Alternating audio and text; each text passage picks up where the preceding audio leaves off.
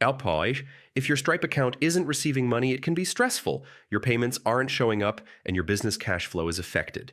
Yeah, this usually happens because of pending payouts, account verification issues, or bank connection problems. But don't worry, I'll show you how to fix Stripe not receiving payments step by step. First, go to your Stripe dashboard and check the status of your incoming payments. Look for pending, failed, or on hold payments to understand why money hasn't arrived.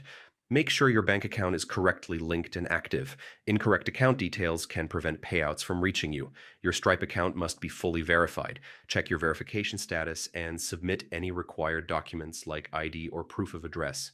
Stripe sometimes places holds for security or compliance reasons. Check alerts in your dashboard and resolve any issues listed. If everything looks correct, some payments might just be pending for scheduled payout dates. You can wait for the next payout or retry transfers if possible.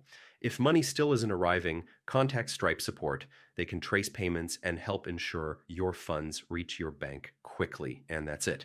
Following these steps usually resolves Stripe not receiving payments issues so your money arrives safely.